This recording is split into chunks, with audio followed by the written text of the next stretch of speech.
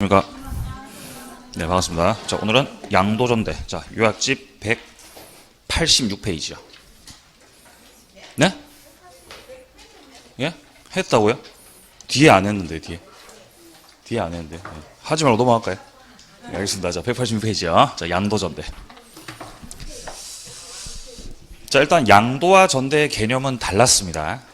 양도는 넘긴다는 거죠. 넘긴다. 뭐를 넘긴다는 거죠? 임차권을 넘기는 거예요. 그죠? 임차권 양도고, 전대를 하는 거는 이제 임차인이 임차권 유지하면서 추가적으로 다시 임대차 하는 거죠. 그럼 그게 이제 전대차가 되는 겁니다. 자, 이제 요게 이제 둘로 쪼개져서 정리가 돼야 되는데, 일단 오른쪽 페이지 밑에 보시면은 임차권 양도가 나오고요. 02번에 보이시죠? 한 장 넘기시면은 이제 임차물 전대가 나온다는 거죠. 자, 각각을 좀 말씀드려 보겠습니다. 일단 먼저 임차권 양도입니다. 양도. 자, 결국 두 가지로 다시 쪼개지겠죠. 적법하게 양도된 경우도 있을 것이고, 적법하지 않게 양도된 경우도 있겠죠. 자, 일단 먼저 적법 양도입니다. 적법 양도는 임대인이 있고 임차인이 있을 거 아니에요. 그럼 을이 자기가 가지고 있는 요 임차권이죠. 임차권. 이거를 딴 사람한테 양도했다는 거죠. 양도할 때 임대인한테 동의 받아야 되죠. 지금 동의 받고 넘겼다는 거예요. 동의 안 받고 넘겼다는 거예요. 동의 받고 넘겼다는 거죠. 동의를 받고 넘겼으니까 이게 지금 무슨 양도라는 거죠? 예, 적법 양도라고 하는 겁니다. 적법 양도. 자, 적법하게 임차권이 넘어갔기 때문에, 자, 동그라미 1번 단락입니다. 임차권 확정적으로 병에게 넘어갔고, 그럼 을은 나가는 거죠. 이제 을은 더 이상 당사자가 아니죠. 임차권을 병한테 다 넘겼고, 이제 을은 빠이빠이 탈퇴입니다. 탈퇴.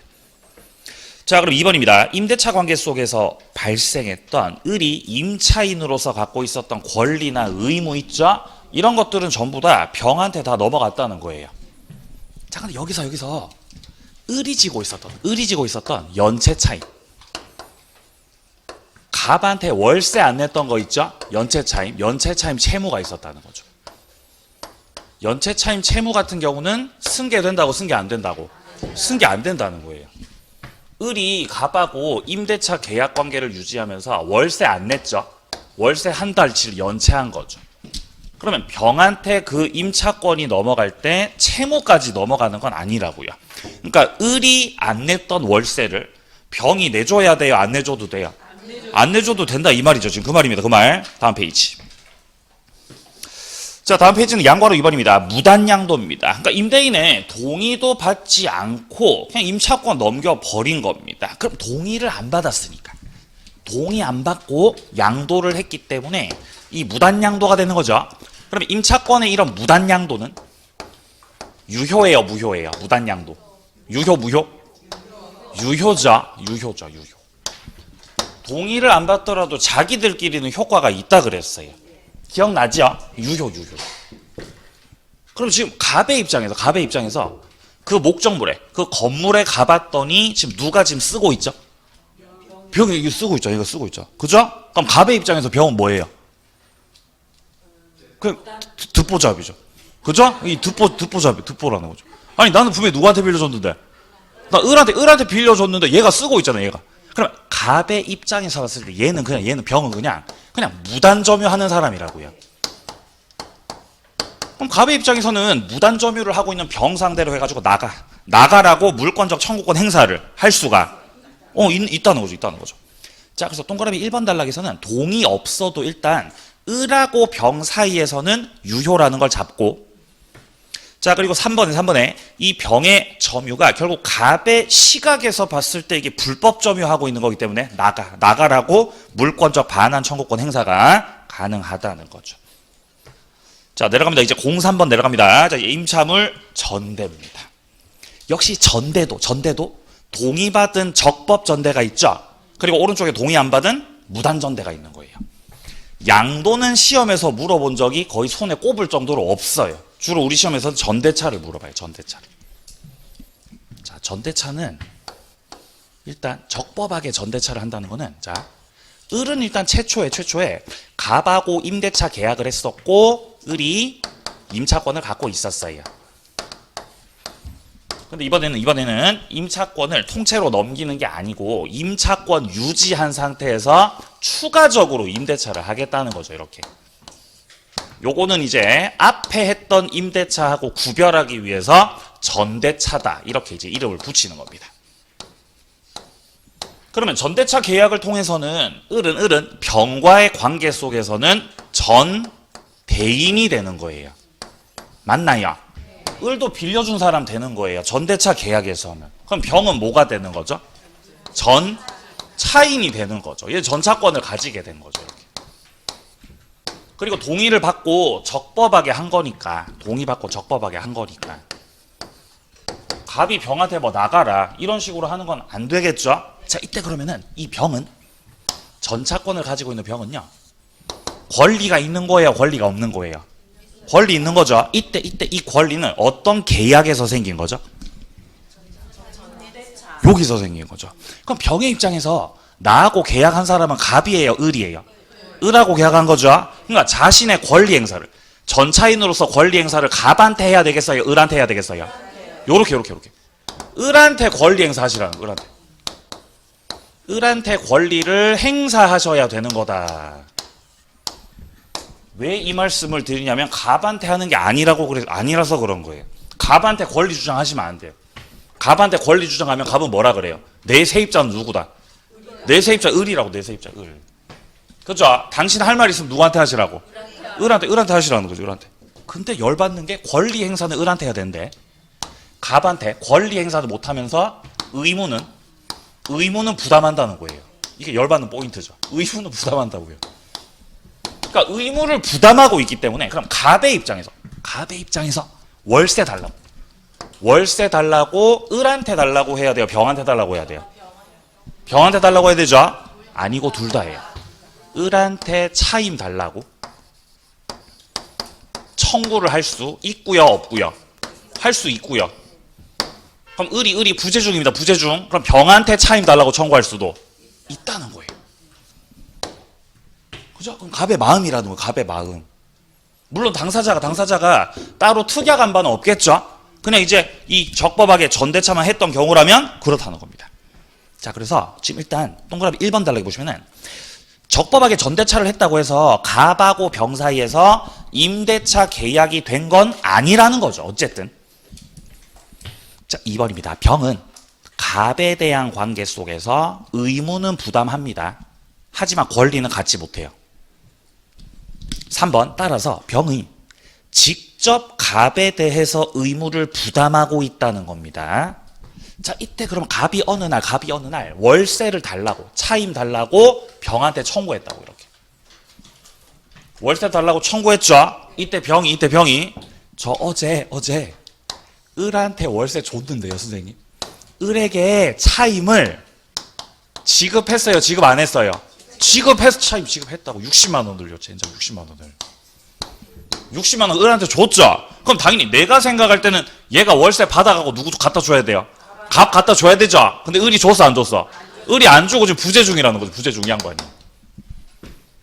그럼 갑이 을이 연락받을 때까지 기다려야 병한테 달라 그래요.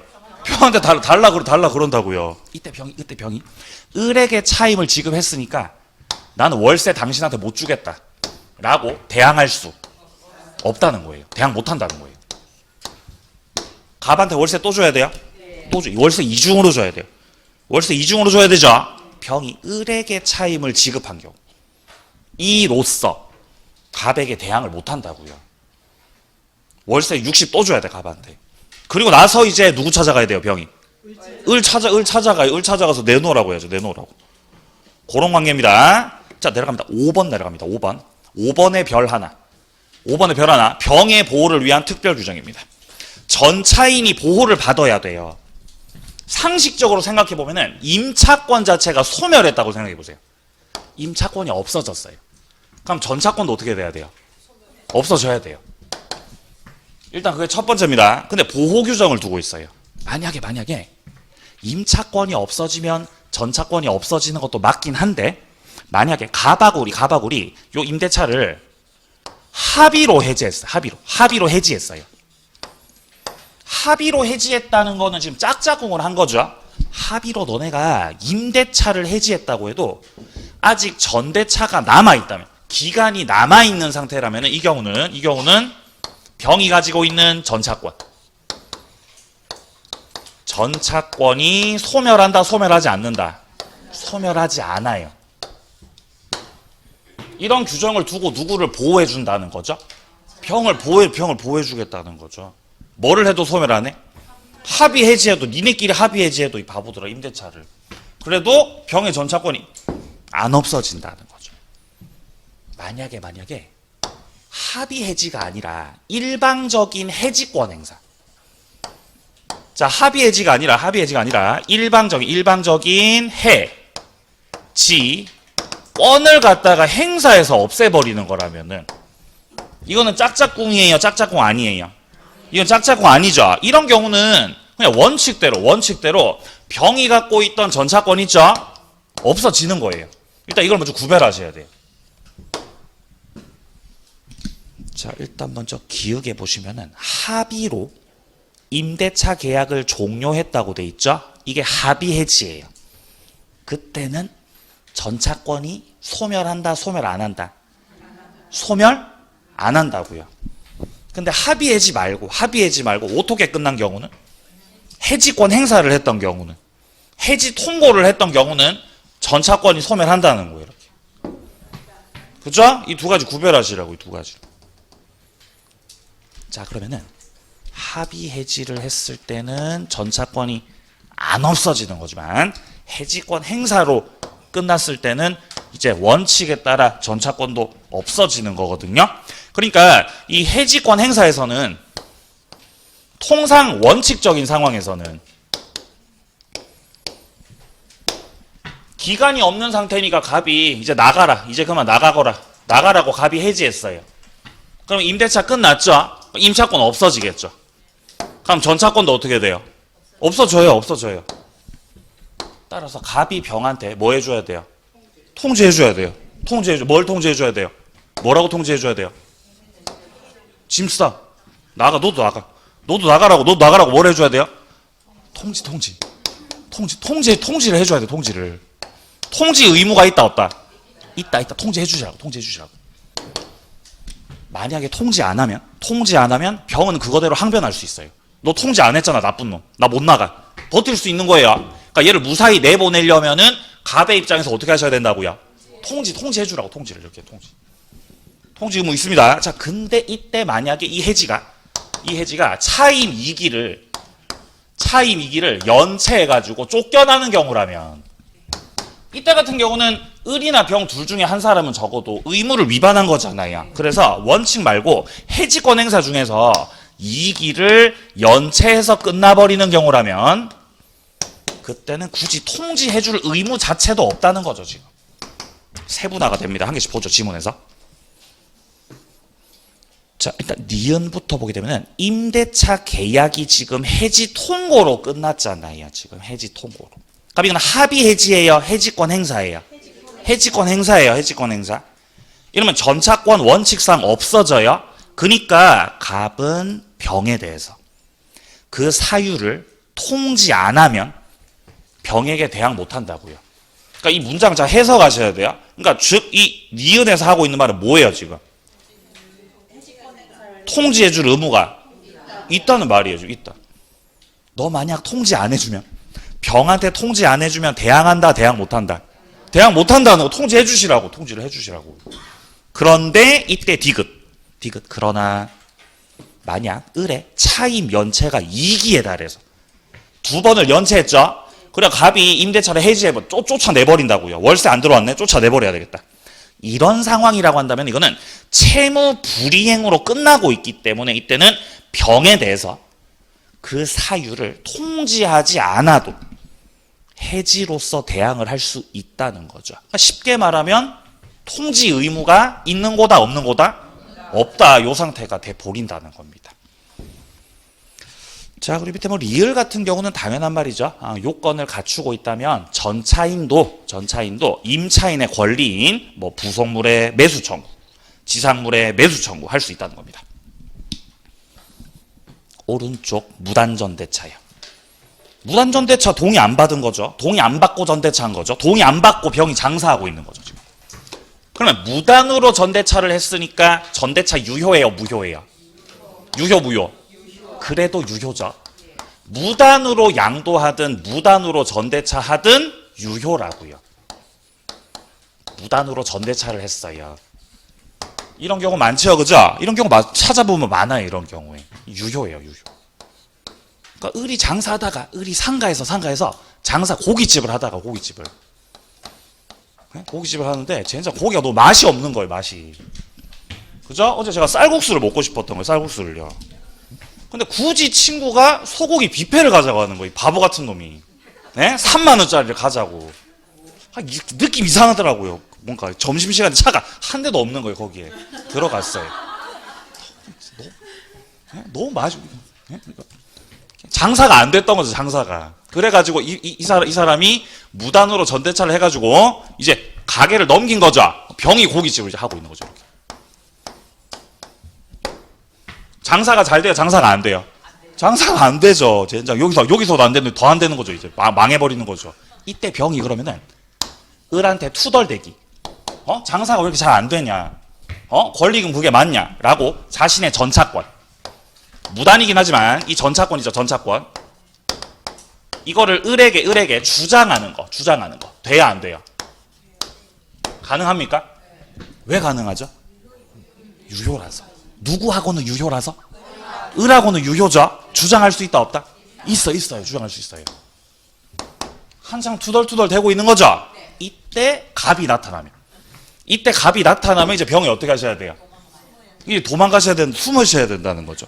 왜냐면 갑의 시각에서 얘를 쳐다봤을 때 얘는 뭐 하는 사람이죠? 득보라는 거죠. 그죠? 너 지금 무단 점유하고 있어, 무단 점유를. 너 지금 무단으로 점유하고 있는 거야. 을의 시각에서, 갑의 시각에서 무단 점유예요. 을의 시각에서는 무단 점유 아니죠. 을의 시각에서, 갑의 시각에서 무단 점유라고요. 그러니까 갑이 너 나가라고. 물권적 청구권. 물권적 반환 청구권. 행사할 수 있어요, 없어요? 할 수 있다는 거예요. 근데 물권적 반환 청구는 두 개예요, 종류가 두 개예요. 첫 번째, 소유권으로 행사하는 반환 청구. 213조가 있고요. 뭘로 행사하는 또 반환 청구가 있죠? 점유권으로. 이거는 몇 조? 204조예요, 204조. 그러니까 물권적 청구권은 규정이 두 개예요, 규정이 두 개. 소유권으로 행사하는 거 있죠? 이거는 얘가 침탈자인지 침탈자 아닌지 따질 거 없어요. 굉장히 강력하기 때문에 소유권으로 반환 청구는 그냥 하시면 됩니다. 근데 점유권으로 반환 청구하는 거 있죠? 이거 하려면 뭐가 필요해요? 침탈. 뭐가 필요하다고요? 침탈이 필요하다는 거죠, 침탈.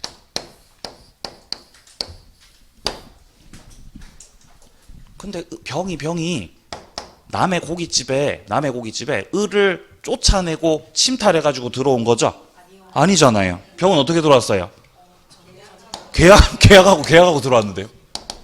병이 계약하고 들어온 거죠? 그러니까 병이 점유를 뺐던 거예요? 빼앗은 겁니까? 그건 아니라고. 그러니까 무단 점유는 맞는데 침탈은 아니라고. 지금 침탈은 아니라고. 무단 점유는 맞는데 뭐는 아니라고요? 침탈은 아니라고요, 선생님. 침탈은. 그러니까 점유권으로 반환 청구하는 거 있죠? 이거는 안 되는 거라고요. 자, 한 번 더 말씀드립니다. 소유권으로 행사하는 반환 청구 있죠? 저거는 침탈 있든지 말든지 필요 없어요. 그냥 내 물건을 누가 갖고 있죠? 반환하라고 하는 거예요. 몇 조는? 213조는.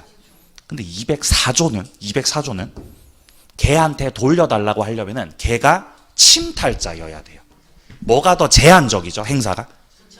점유권으로 행사하는 204조가 좀 더 제한적이에요. 비교해 봤을 때. 뭐가 더 강력하죠? 213조가 훨씬 강력하죠. 얘는 그냥 행사해버리면 되니까, 얘는. 그러니까 갑이 병한테 소장 쓸 때, 나가라고 소장 쓸 때 204조라고 써야 돼? 213조라고 써야 돼? 213조라고 쓰셔야 된다고. 204조라고 쓰면 망해요. 그럼 못 쫓아낸다고요. 중요한 거죠, 그죠? 그래서 제가 숫자를 써드리는 거잖아요. 몇 조 써야 되는지 이렇게 알아야 되니까. 그죠? 이게 다르다고 이렇게. 자, 첫 번째가 물권적 청구권이었습니다. 자, 그러면은 물권적 청구권 말고 갑이 병상대로 또 나쁜 놈. 너 지금 장사한 지 얼마 됐어? 그러니까 3개월 됐는데 3개월이야. 3개월 동안 내 가게에서 무단점유 장사를 했다는 거 아니겠습니까? 그러니까 갑이 사용료 달라고. 사용료. 이 나쁜 놈아.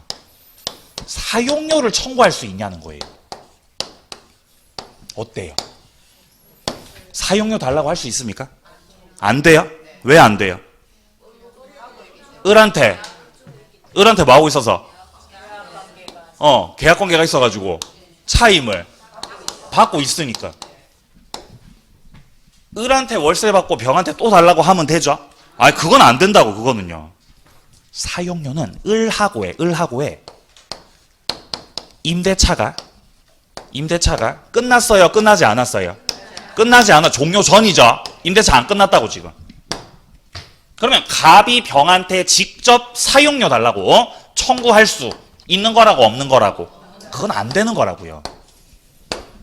임대차 아직 안 끝났으니까 을한테 월세 받고 있죠. 만약에 반대로 임대차 여기가 끝이 났으면 갑하고 을하고 임대차가 종료된 후예요. 종료된 후 끝이 났어. 그러면은 병한테 달라고 해도 돼요. 좀 차이가 있어요. 예. 자, 보겠습니다. 동그라미 1번입니다. 갑의 동의를 얻지 않더라도 을하고 병 사이는 유효고요. 확인합니다. 자, 내려가서 밑에 동그라미 3번에 갑이 병 상대로 행사하는 물권적 반환 청구권 있죠? 자, 기역에서 소유권에 기한 물권적 반환 청구죠? 이건 행사해도 돼요. 213조. 그러나 니은에 무단전대차가 뭐는 아니니까? 침탈은 아니므로.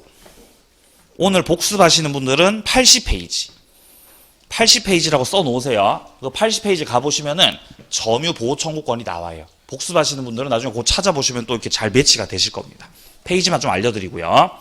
자, 그럼 이게 침탈은 아니기 때문에 갑이 병 상대로 해가지고 점유물 반환 청구권 행사를 할 수는 없다. 204조 안 된다. 자, 밑에 동그라미 4번입니다. 갑이 그러면 병 상대로 해가지고 뭐 부당이득 반환 청구를 한다든지 차임 상당의 손해배상 청구를 한다든지. 지금 단어는 부당이득 반환 손해배상이라고 돼 있죠? 그러니까 쉽게 말하면 사용료 달라는 겁니다. 사용료. 그냥 사용료라고 하면 되는데 이 법률 용어가 바보 같아가지고 이렇게 어렵게 얘기를 하고 있는 거죠. 바보들이. 그죠? 그러니까 법을 만든 사람들이 바보들이에요. 바보들. 자, 기억입니다. 임대차가 해지되기 전이에요. 을에게 차임을 받고 있죠. 위청구권 행사 못한다고요. 니은처럼 임대차 해지 후에는 할 수 있습니다. 자, 고생하셨고요. 이제 우리는 특별법으로 바로 갑니다. 191페이지 와보세요. 191페이지 와보시면 민사특별법 나오고 있죠. 여기서 우리가 지난주에 했던 게 3, 4, 5장이에요. 기억나십니까? 오늘은 1장, 2장 할 겁니다. 주택임대차, 상가임대차 볼 거예요. 주택임대차 보호법은 그 제정 목적 자체가 뚜렷합니다. 임대차를 했고 을이 임차권을 갖고 있습니다. 근데 아시다시피 임차권은 물권이다, 채권이다. 이거 채권이죠? 채권이에요. 약해요, 약해. 물권은 돼야 강력하죠? 채권이라서 약하다고요. 갑하고 임대차 계약을 했거든요. 2년으로. 근데 이제 아직 기간 남은 상태에서 이 주인이 다른 사람한테 팔 수 있죠? 팔아버렸어요. 그럼 얘를 뭐라고 부르냐? 양수인이라고 불러요. 바뀐 주인이요. 아니면 제3자라고 불러요. 아니면 뭐라고 불러요? 매수인. 아니면 뭐라고 불러요? 승계인. 그죠? 아니면 뭐라고 불러요? 새로운 주인이요. 그러니까 부르는 건 자기 마음이라고. 자기 마음이 이렇게. 그러니까 얼마든지 단어를 바꿀 수 있어요. 민법은요. 그러니까 민법 공부하는데 뭐 젠장 앞글자 따고 이런 분들 망해버린다고 그렇게 하면 안 된다고요. 그거 불가능한 거죠, 그거는요. 그러니까 문제를 출제한 사람이 오늘은 뭘로 출제해볼까 이렇게 고른다고요, 단어를 이렇게. 그러니까 얼마든지 단어가 달라진다고 이렇게 표현이 달라져 버린다고요. 그러니까 문장 속에서 찾으셔야 돼요. 이게 무슨 말을 하고 있는 건지를. 자, 어쨌든 양수인이라는 표현을 제일 많이 쓰니까 자, 갑이 팔았다는 거죠, 병한테 이렇게. 그럼 병이 양수인으로 바뀐 주인이죠. 이 바뀐 주인이 나가랍니다. 나가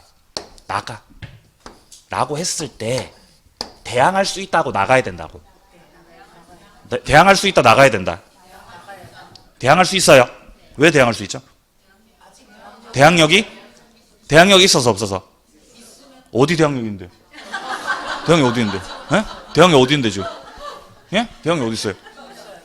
임차인이 대항력을 가지려면은 임차권 등기를 하든지 아니면 토지일 때 토지를 빌린 상황에서 건물 등기를 했든지가 돼야 되죠. 근데 지금 대항력이 있어요, 없어요? 대항 요건 갖췄어, 갖추지 못했어? 갖추지 못했죠. 그러니까 나가라 그러면 나가셔야 된다고요. 보증금 받고 보증금 못 받고 보증금 못 받고 나갑니다. 보증금 누구한테 달라고 해야 되죠? 갑한테. 갑 어디 갔어요? 갑 도망갔잖아요. 채무자 추적해야 되는 거죠. 그러니까 이게 주택일 경우에는 게다가 임대차 중에서도 주택 임대차 계약을 했던 경우라면은 훨씬 더 상황이 심각해지는 거죠. 거리에 나앉게 생겼잖아요. 지금 보증금도 못 받고. 그러니까 법을 만든 거예요. 이 채권자들을 임차인들이 보증금도 못 받고 쫓겨나는 상황이 생기니까 이 사람들이 등기가 아니더라도 대항력 취득할 수 있는 방법을 법에서 만든 거예요. 그게 주택을 인도받고 뭐를 하면? 주민등록을 해놓으면. 인도 주민등록을 해놓으면은 그 다음날부터 대항력을 취득할 수 있다. 라고 법을 만든 거예요. 현실적으로 우리가 임대차 계약을 하면서 주인한테 저 임차권 등기를 좀 하고 싶은데요. 그럼 주인이 뭐라 그래요? 막 진짜 이상한 놈으로 보죠. 그죠? 미친놈 이렇게 볼 거 아니에요. 그죠? 그러니까 현실적으로 임차권 등기를 하기가 힘들다고. 그러니까 민법에 있는 그 임차권 등기하면 대항력을 가진다는 규정은 사실상 쓸모없는 규정이라고요. 현실적으로. 잘 안 쓰이잖아요. 그러니까 뭐를 만들었어요? 특별법을 만든 거예요. 보다 폭넓게 보호를 하려고. 그럼 이 특별법을 왜 만든 거죠? 누구를 보호하려고 만든 거죠? 임차인들 보호하려고. 임차인들이 민법으로는 보호를 못 받으니까 뭘로 보호하겠다는 거예요? 특별법을 이 법을 만들어 가지고 보호를 해주겠다고. 야, 너네 등기하기 힘들지? 그럼 등기할 필요 없어. 이제 등기할 필요 없이 어디 가가지고? 예? 어디 가가지고? 예? 행정복지센터요. 행정복지센터 가가지고, 그죠? 행복센터. 예? 행정복지센터 가면은 그 공무원들이 방학계 맞이해 주잖아요. 행복하죠, 그죠? 행복센터 해보세요. 거기 가셔가지고 전입신고만 하시면 전입신고만. 등기 필요 없어요. 간단하게 전입신고서만 제출하시고 수리가 되면, 전입신고서가 수리가 되면 주택임차인이 뭐를 가집니다? 대항력을 가진다는 거예요. 그럼 전입신고할 때 갑하고 같이 가야 돼요? 필요 없습니다. 혼자 가서 하시면 된다고요. 그래서 이렇게 특별법 만들어서 등기 안 해도 요 방법으로 대항력을 취득할 수 있는 내용을 규정해 두고 있다는 거죠. 그러면 주인이 바뀐다 하더라도, 바뀐 주인이 나가라고 하더라도 임차권을 주장할 수 있다는 거죠. 그죠? 그리고 한 개 더 있죠. 요 상태에서, 요 대항력 갖춘 상태에서 플러스 확정일자요. 확정일자 도장도 받아야 되죠? 그쵸. 확정일자는 어디 가서 받아요? 행복센터예요. 행복센터 확정일자 받죠? 그러면 대항력에 더불어서 뭐도 취득한다? 우선변제권도. 우선변제권까지 취득을 해 놓으면 혹시 나중에 이 집이 젠장 경매가 됐을 때 내가 다른 은행보다 먼저 받아갈 수 있다고요. 보증금을. 그죠? 요게 이제 이 법의 핵심 골자인 거죠.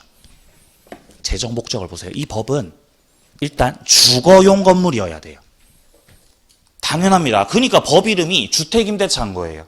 법이 상가임대차예요, 주택임대차예요? 주택임대차죠. 주거용 건물이어야 되죠. 민법에 특례 규정한 겁니다. 그래서 이걸 특별법이라고 부르는 거죠. 그래서 국민 주거생활 안정을 보장하겠다가 이 법의 핵심 골자입니다. 자, 밑에 02번에 편면적 강행 규정이라고 되어 있습니다. 이 편면적 강행 규정이라고 하는 것은 임차인에게 만약에 어떤 내용이 불리하면 임차인에게 뭐 하면요? 불리하죠. 무효예요. 무효예요. 없애버립니다. 자, 내려갑니다. 적용 범위. 자, 먼저 물적 적용 범위죠. 이 법의 적용을 받으려면 무슨 건물이어야 됩니다? 주거용 건물이어야 돼요. 근데 주거용 건물인지 판단할 때는 동그라미 1번 뭐를 가지고? 실제 용도를 가지고 판단한다는 거예요. 실제 용도를 판단한다는 거죠. 실제 용도. A가 가지고 있는 건물에 B가 들어왔어요. 근데 이게 창고였어. 창고 임대차 계약을 했던 거죠. 창고를. 창고에서 을이 짐을 보관했어요. 을이 거주를 했어요. 거주를 했던 거예요. 살았던 거예요. 그럴 수도 있잖아요. 그죠? 근데 이때 이 B는 그러면 임차인 B는 주택임대차 보호법에 임차인으로서 보호받는다, 보호 못 받는다? 보호를 알 수 없죠. 알 수 없죠. 그죠? 왜냐면 이제 그 판단의 기준이 뭐기 때문에? 실제 용도를 가지고 판단하는 거기 때문이죠. 실제 용도가 뭐였죠? 거주였죠. 그죠? 공부상은 뭘로 돼 있어요? 창고로 돼 있죠. 창고로 공부상은요. 근데 실제 용도는 뭐였어요? 거주였잖아요. 보호받습니다. 그죠? 보호받는 거죠. 자, 내려갑니다. 동그라미 2번. 임차물의 일부가 만약에 비주거용으로 쓰이고 있다. 자, 기역처럼 건물이 주거용 건물인데 일부분이 주거 외적으로 쓰이고 있어요. 내가 집을 빌렸는데 일부를 창고로 썼어. 그러면 집이에요? 집 아니에요? 집 맞잖아요. 주임법 적용돼야 되죠. 근데 니은이처럼 비주거용 건물인데 일부를 주거 목적으로 쓰고 있죠. 이거는 주된 목적이 주거용이다, 주거용 아니다? 아니라는 거죠. 이때는 적용이 안 된다는 거예요. 주된 목적이 주거용도여야 된다. 요 관점으로 봐야 됩니다. 3번. 주택인데 미등기 주택이에요. 허가 안 받은 무허가 주택이에요. 전혀 상관없습니다. 세입자들은 보호를 해줍니다. 4번. 미등기 전세.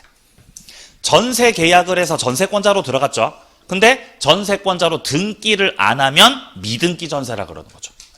이 미등기 전세를 뭐라고도 부르냐 하면은 채권적 전세라고도 해요. 채권적 전세. 우리가 전세권을 취득하려면은 3요소가 필요하다 그랬죠. 일단 첫 번째 뭐가 필요해요? 전세 계약을 해야 돼요. 처음에 전세 계약을 하셔야 된다는 거죠. 그리고 나서 이제 뭐를 집어넣어야 되죠? 전세금을 집어넣어야 돼. 전세금을요. 전세금이 있어야 전세죠. 이러고 전세권자로 등기까지 하면 이러면은 뭐가 성립한다? 전세권이 성립하는 거예요. 이게 물권적 전세인 거죠. 굳이 말하자면. 등기를 마친 전세는 물권을 취득한 거예요? 채권을 취득한 거예요? 물권 취득한 거예요. 등기까지 했으니까요. 맞나요? 예. 근데 우리가 현실을 살다 보면 전세로 들어갔는데 계약도 했고 전세금도 냈는데 등기는 안 하는 경우도 있어요, 없어요? 있잖아요. 그럴 수 있잖아요. 그런 경우 있죠. 이런 경우는 전세다, 전세 아니다? 전세? 맞아요. 전세입니다. 전세금 줬어, 안 줬어? 전세금 줬잖아. 전세금 이렇게. 등기를 안 했죠. 이게 채권적 전세라고요. 채권적 전세. 채권적 전세라는 말은 물권자야, 물권자 아니야? 물권자가 아니라는 거예요. 그러니까 우리가 물권법 파트에서 전세권자 권리 있었죠. 뭐 전세권을 뭐 양도한다. 예? 뭐 전세권자로서 뭐 경매를 청구한다. 전세권자로서 유익비를 청구한다. 전세권자 권리가 있었죠. 이런 것들을 행사 못해요. 이 채권적 전세로는. 물권자가 되지 못했기 때문에 지금 현재. 근데 이때 채권적 전세긴 한데 이 목적물이 주택이라고 한다면 전세금을 보증금으로 보고 주택임대차 보호법으로 보호해준다, 보호 안 해준다? 보호해주겠다는 거죠. 보호해주겠다. 미등기 전세. 이게 미등기 전세죠, 지금. 미등기 전세. 대부분 등기 안 하지 않나요? 전세 들어갈 때? 안 하죠? 여러분들도 안 하시죠?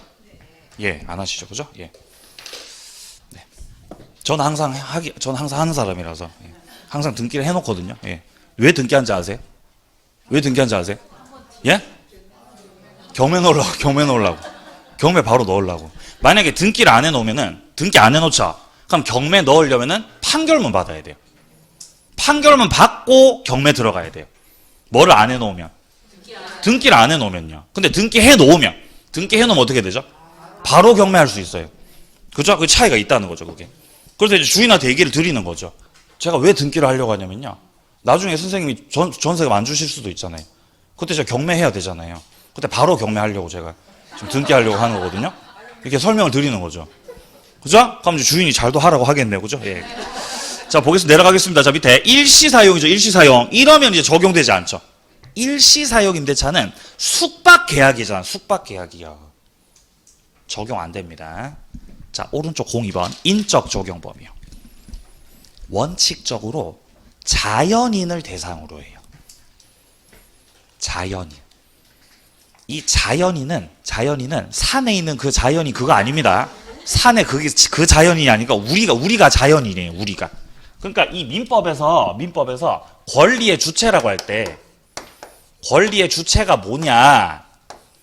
그게 이제 인이거든요. 인.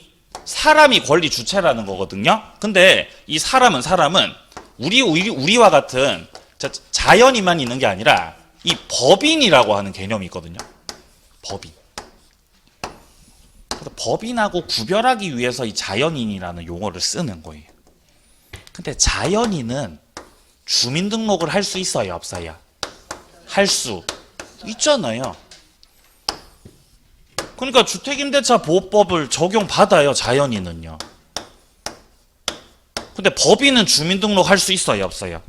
법인 주민등록 돼야 안 돼요? 안 돼요. 법인 주민등록 번호 있어요? 없는데요? 법인 없어요. 그런 거 없어요. 법인은 뭐예요? 에? 얘는 없어요. 이게 없다는 거죠. 그죠? 그러니까 이 적용이 안 된다는 거, 적용이 안 되는 거죠. 법인은 등록번호가 있어요. 등록번호. 에? 무슨 번호가 있다고요? 등록번호가 있어요. 법인은요, 등록번호가. 주민등록번호는 아니라고요, 그게. 적용되지 않는다는 거예요, 법인에는요. 세입자가 자연인일 때, 세입자가 법인일 때. 세입자가 법인일 때 적용이 안 됩니다. 법인일 때. 예. 그 법인은 직접적으로 우리 시험 범위는 아니에요. 법인은. 그러니까 법인에 너무 포커스 두지 마세요. 괜히 또 시험에 잘 나오지도 않는 거 법인 막 공부하려고 하지 마시고요. 법인은 이렇게 파악하기가 힘들어요. 법인을 끌고 운영을 해봐야 법인이 이런 거구나 이렇게 느낌이 오거든요. 나중에 운영해보세요, 법인을. 예, 저 지금 하고 있거든요. 예. 자, 갑이 여기서 자기 주택을 임대차를 했는데 이 사람이 주택에 임차인으로 들어왔는데 이 임차인이 자연인이라고 법인이라고. 얘가 법인이었던 거예요, 법인. 법인 명의로 임대차 계약에서 들어온 거예요. 아마 계약은 법인 대표가 했겠죠. 현실적으로 대부분 그렇겠죠. 그러면 법인은 주민등록이 없잖아요.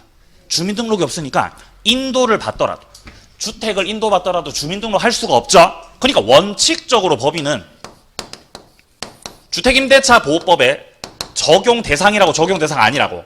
아니에요. 적용 안 됩니다. 만약에 상가 임대차면 법인도 적용돼요. 왜냐면 상가 같은 경우는 대항력 취득할 때 사업자 등록 신청을 하면 되거든요.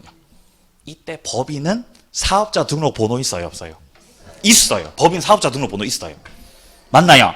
개인도 사업자 등록 번호 있을 수 있잖아요. 영업을 시작할 때. 그쵸? 근데 법인은 주민등록은 안 되기 때문에 주임법 적용은 안 된다고요. 법인이 안타깝지만. 자, 이때 이 법인이 만약에 주택공사예요. 주택공사에서 대량으로 이 주택을 임대차를 할 수 있어요. 왜냐하면은 이거를 임대차를 싹 해가지고 저소득층 무주택자들에게, 저소득층 무주택자들에게 주택을 제공하기 위해서. 그럼 주택공사에서 주택을 임대차를 했죠. 그렇게 한 다음에 이 무주택자들에게 전대차를 해서 전대차 계약을 하는 형태로 해가지고 이 무주택자들이 전차인으로 들어오시는 거예요. 이런 형태로 계약이 되는 거라면 이 사람들은 자연인들이잖아요. 그쵸? 보호를 받아야 돼? 보호 안 받아도 돼? 보호 받아야 돼, 이 사람들은요. 그러면 전차인들이 주택을 인도받고 주민등록을 할 수 있어요, 없어요? 할 수 있잖아요. 할 수 있잖아요.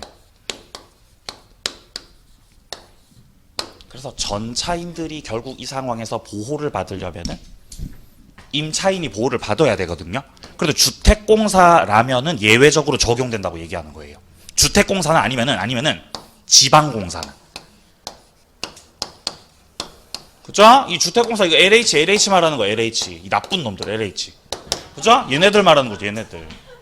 그죠? 지방공사 SH. 그죠? 얘네들은 잘 모르겠어요. 나쁜 놈들인지 아닌지. 아니면은 법인이 중소기업이에요, 중소기업. 법인이 중소기업이고 이 중소기업에서 주택 임대차를 해가지고 전대차 하는 형태로 소속 직원들 들어가서 사시라고 주택을 제공할 수도 있죠. 이때도 직원들이 전차인으로 들어와서 주민등록을 하면 전차인들 보호 받아야 되죠. 그러니까 이때는 예외적으로 적용된다고요. 파랑 색깔로 쓴 건 예외입니다. 예외적 적용이요. 원래는 안 되는 거지만 법인은 예외적 적용이에요. 세 가지입니다. 예외가 지금. 자, 밑에 양괄호 이번에 예외를 보게 되면은 일단 한국토지주택공사하고 지방공사 나오죠. 자, 3조의 2항 밑에 조문 박스 보시면은 주택도시기금 재원으로 해서 저소득층 무주택자들에게 주거생활 안정을 목적으로 전세 임대주택 지원하는 법인이라는 거죠. 이 법인이 바로 주택공사, 지방공사라는 거죠. 얘네들이 임차를 하고 자, 둘째 줄 끝에 그 법인이 선정한 입주자들이 주택 인도받고 주민등록 마쳤죠. 이때는 대항력 인정해줘야 되지 않겠냐는 거예요. 예외적으로. 자, 그리고 내려갑니다. 중소기업도 있죠. 밑에 3항 보세요. 중소기업에 해당하는 법인이 소속 직원들 주거 용도로 주택 임대차를 했고 그 법인이 선정한 직원이 주택 인도받고 주민등록 마쳤죠. 준용을 시켜야 된다는 거죠. 적용시켜야 된다는 거죠. 자, 이때 주의할 점. 지금 임차인이 있고 전차인이 있는 거죠. 이때 주의할 점.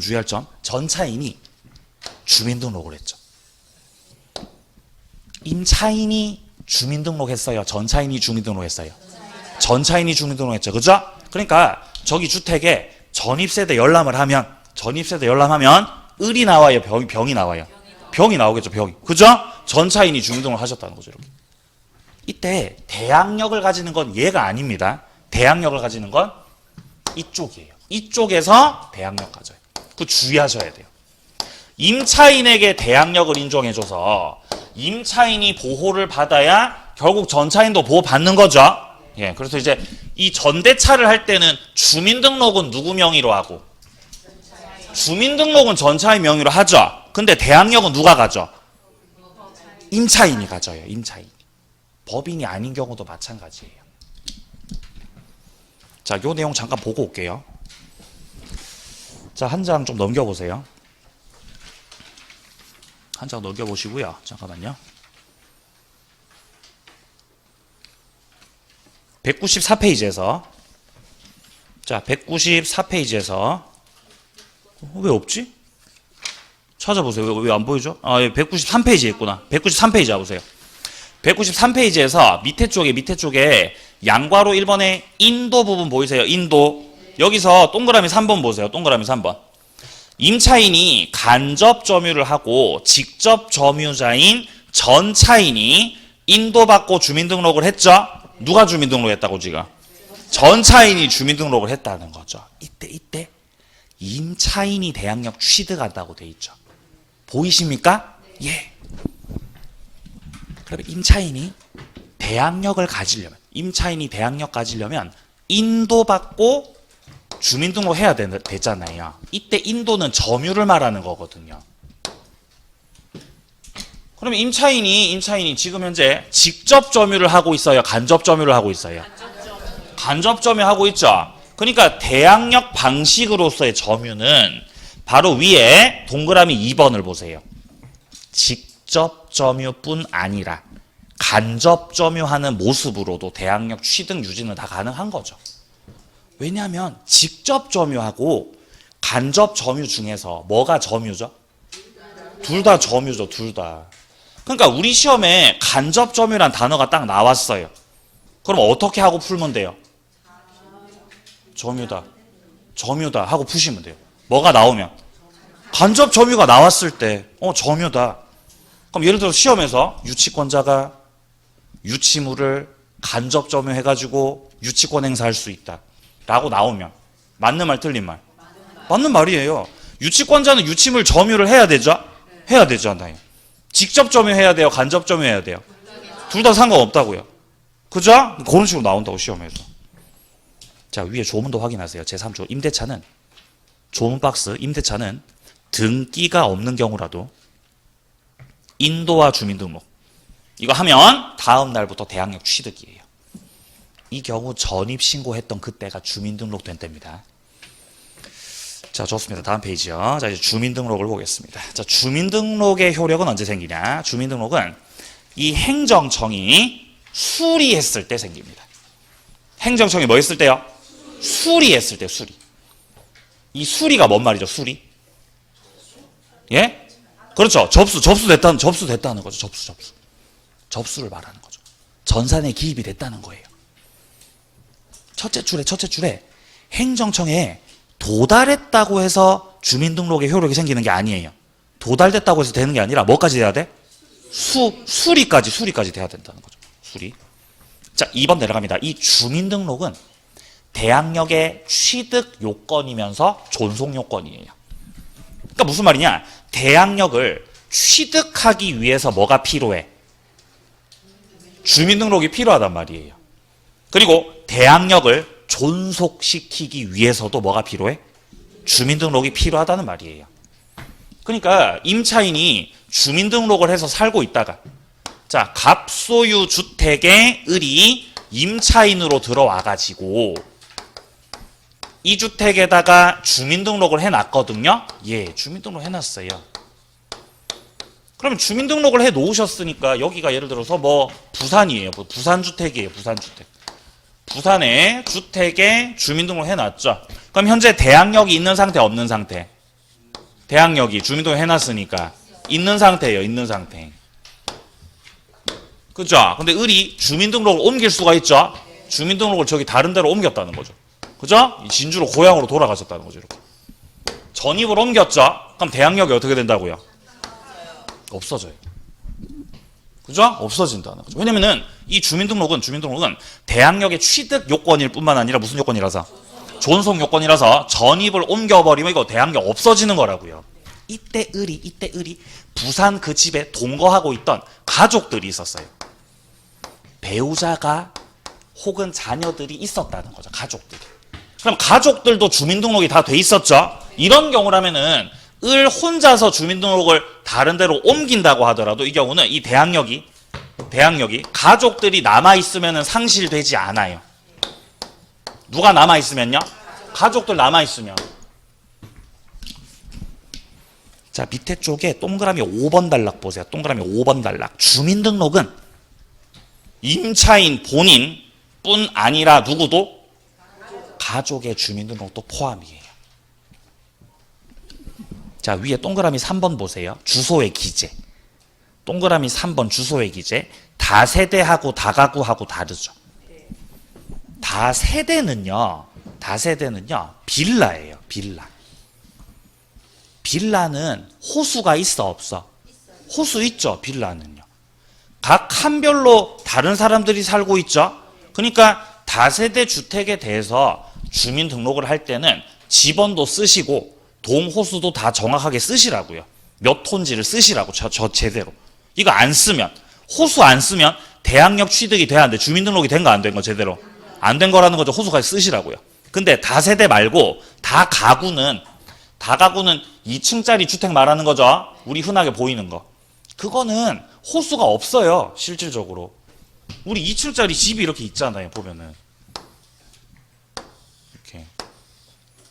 그죠? 이렇게 2층짜리 집이 이렇게 있죠. 그죠? 그럼 주인이 2층에 살죠. 그죠? 1층에 누가 살고? 1층에 세입자 살고 이렇게 돼 있잖아요.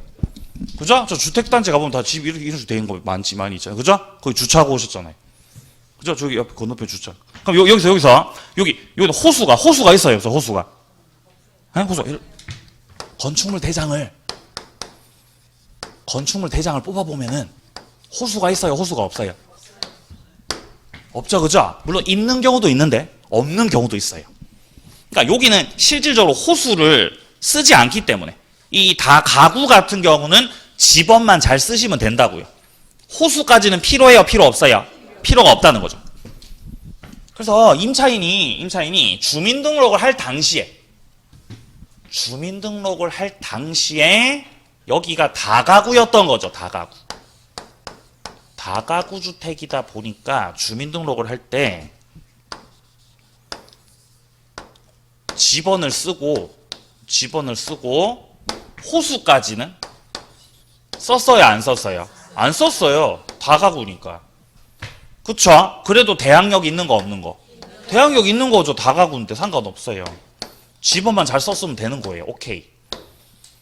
근데 이 다가구였던 집이 젠장 다세대로 바뀌어버린 거예요. 용도 변경이 돼버린 거예요. 다세대로 이렇게 갑자기. 그럴 수도 있죠. 그럼 취득했던 대항력이 어떻게 된다? 그대로 유지된다고요. 이거 없어지는 거 아니라고요. 그게 지금 4번이죠. 다가구 주택의 임차인이 대항력을 취득하였다면 후에 건축물 대장상으로 다세대로 변경됐다는 그 사정만으로는 취득했던 대항력을 상실하는 것이 아니라는 겁니다. 자, 좋습니다. 자, 다음 내용들은 조금 쉬었다가 또 이어서 가도록 하겠습니다.